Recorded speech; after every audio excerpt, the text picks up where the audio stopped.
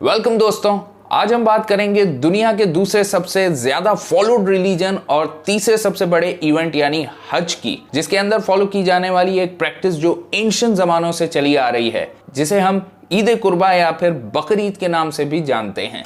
ये इवेंट देखने में तो बड़ा ही क्रूअल लगता है, जहां आप किसी भी गाय या भैंस को पकड़ के काट देते हैं, बट क्या है इसके पीछे की हकीकत और ऑलमोस्ट हर रिलीजन इसे क्यों फॉलो करता है। हज one of the 5 pillars of Islam में से है और हर मुस्लिम की ये जिम्मेदारी होती है कि वो लाइफ में एक बार मक्का का विजिट और हज करे, अगर वो फिजिकली और फाइनेंशियली जाना अफोर्ड कर सकता है तो। प्री इस्लामिक एरा में हजरत इब्राहिम और उनके बेटे इस्माइल अलैहिस्सलाम ने काबा बनाया, जो उस वक्त के बहुत सारे अरबियन ट्राइब्स के लिए मोनोथियस्टिक वर्शिप प्लेस बन गई, जहां हर कबीला आकर अपनी इबादत करता था। मोनोथियस्टिक प्लेस का मतलब है जहां बहुत सारे खुदाओं को छोड़ के सिर्फ एक खुदा की इबादत की जाती हो। हजरत इब्राहिम जो बहुत सारे और प्रॉफिट्स की तरह ऊपर वाले के भेजे हुए एक मैसेंजर थे, एक रात वो ख्वाब देखते हैं कि वो अपने बेटे को कुर्बान कर रहे हैं, जिसका जिक्र वो अपने बेटे यानी हजरत इस्माइल अलैहिस्सलाम के साथ करते हैं, जो खुद भी एक प्रॉफिट थे।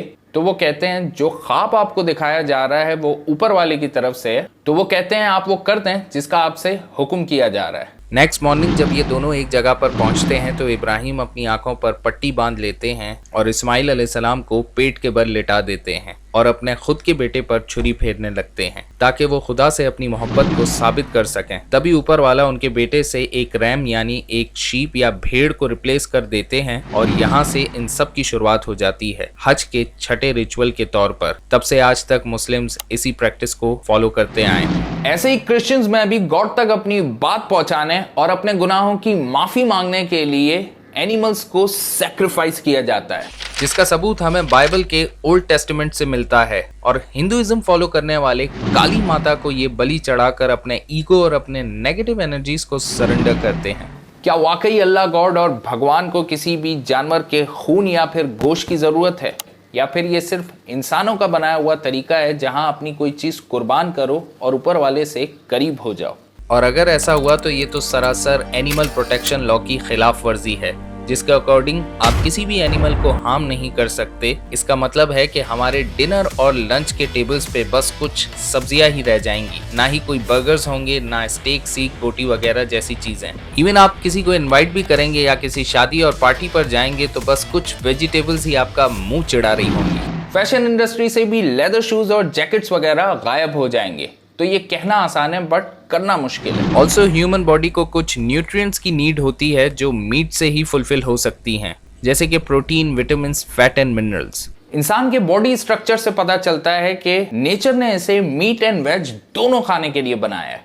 हमारे मुंह में 4 अलग अलग टाइप के दांत होते हैं, जिसमें से केनाइन्स वो दांत होते हैं जो नुकीले होते हैं और ये दांत हर कार्निवोरस एनिमल्स में पाए जाते हैं जो मांस वगैरह खाते हैं। बाकी के 3 किस्म के दांत यानी इंसाइजर्स, प्रीमोलर्स और मोलर्स, ये वो दांत होते हैं जो हर हर्बीवोरस जानवर में पाए जाते हैं, जैसे कि गाय, बकरी, भेड़ वगैरह में, जो मांस नहीं खा सकते। इन सब से हमें ये पता चलता है कि इंसान की बॉडी कुछ इस तरह से बनाई गई है जो ये सब कुछ खाए बिना एक हेल्दी लाइफ नहीं गुजार सकती। अब सवाल ये बाकी रहता है कि does God really want this?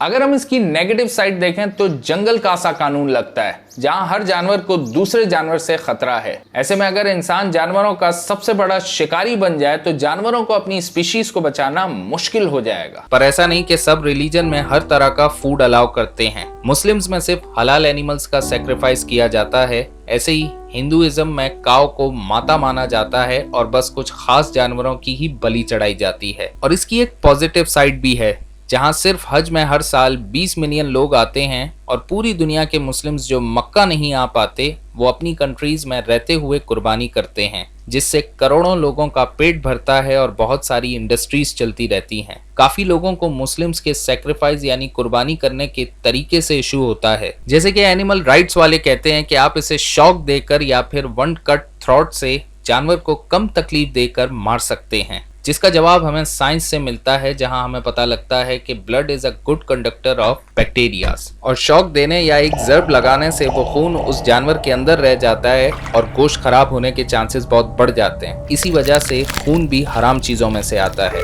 Interestingly एक किताब जो 1400 साल पहले आई, जिसने आज की साइंस को हैरान कर रखा है, जो पास्ट, प्रेजेंट और फ्यूचर के बारे में बताती है और जिसकी आज तक किसी बात में एरर या कॉन्फ्लिक्ट नहीं आ पाया। ऑल्सो जितने भी हलाल या फिर हर्बीवोरस एनिमल्स हैं उनकी ग्रोथ भी बहुत ज़्यादा होती है।